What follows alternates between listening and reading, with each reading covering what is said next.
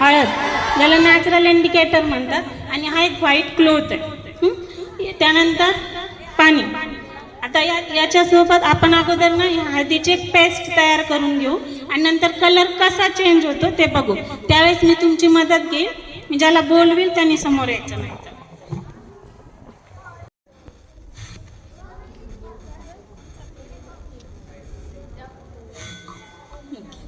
इथं उभी राहतं, दाखव सगळ्यांना, हाताचा कलर दाखव असं पाम करून वरती. तू पण हे अक्षरा तू जरा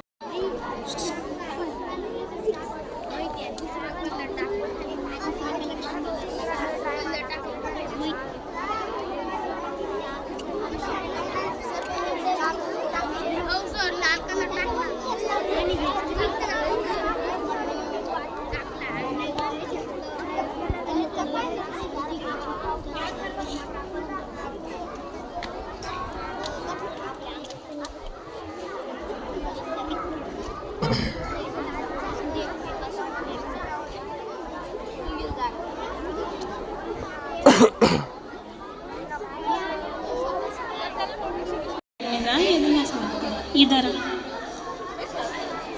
आप दोनों भी सामने बघा.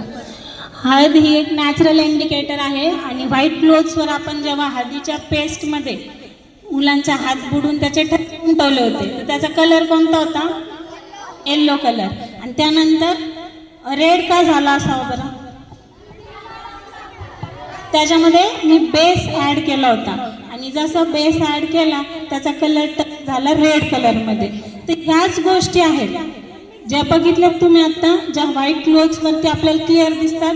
अशा सायन्सच्या एक्सपेरिमेंटला काही मॅजिक एक्सपेरिमेंट म्हणतात आणि ह्याच गोष्टी आपल्याला चमत्कार म्हणून दाखवल्या जातात, काही जादूचे प्रयोग म्हणून दाखवले जातात. आणि आपल्याला जर माहीत नसलं तर आपण फसला जातो.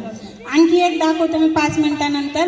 पण त्या अगोदर मला सांगायचं आहे की जगातली कुठलीच गोष्ट, कुठलाच चमत्कार हा दैवी चमत्कार कधीच नसतो. ह्या अशा गोष्टी दाखवल्या जातात त्या दैवी चमत्कार कधीच नसतो. मग ते काय असतं? ती एक तर असते केमिकल रिॲक्शन किंवा फिजिकल रिॲक्शन आणि काहीच नाही तर हातचालकी असते, म्हणजे जे नजर चुकीनं केलं जातं. आता हा बेस मी समोर उभं कव्हर करून नंतर ॲड केला असता तर तुम्हाला ते पण कळलं नसतं. पण मॅम माझ्या जवळ होत्या म्हणून सगळ्यांच्याच लक्षात आलं, नाही तर आलं नसतं. म्हणजे काय? तर कुठलाही चमत्कार ही केमिकल रिॲक्शन असते किंवा फिजिकल रिॲक्शन असते, नाहीतर मग हातचालकी तरी असते. आता आणखी एक मी न्यूट्रलायझेशनचा दाखवते एक्सपेरिमेंट.